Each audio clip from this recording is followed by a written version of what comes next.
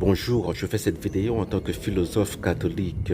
On pourrait résumer ainsi l'argument classique protestant pour la doctrine de la sola fide. Cette doctrine selon laquelle la foi seule sauve. Alors, on peut donner l'argument suivant. Toutes nos œuvres sont teintées d'égoïsme, même nos œuvres que nous pouvons considérer comme les plus pures, comme nous disons, eh bien nous donnons de l'argent pour les pauvres, pour aider les pauvres, nous construisons un orphelinat pour accueillir des orphelins, nous aidons des déplacés, etc.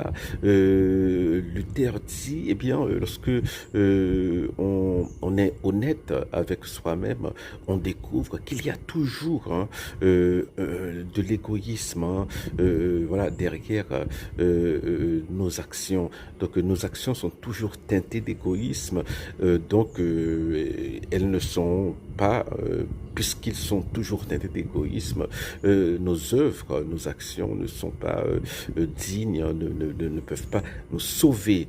Alors, que répondre à cela? Parce que les catholiques disent que ce qui sauve, c'est pas seulement la foi. Il ne faut pas seulement avoir la foi, mais c'est la foi et les œuvres.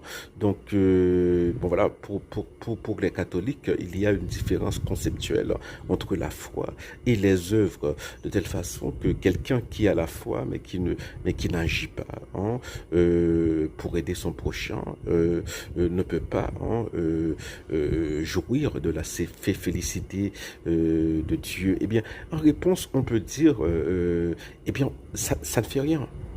Ça ne fait rien parce que tout ce que nous faisons, voilà, dans la vie, il y a un peu d'égoïsme derrière, il y a un peu d'intérêt derrière.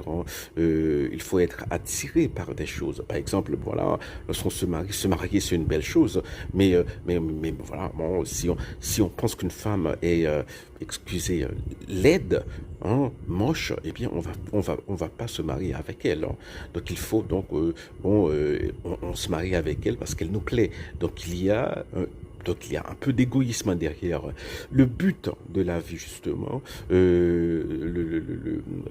pour nous catholiques, c'est que à travers le pèlerinage terrestre comme ça, Dieu nous envoie des épreuves, des souffrances qui vont purifier notre charité et qui vont nous rendre plus humbles. Donc,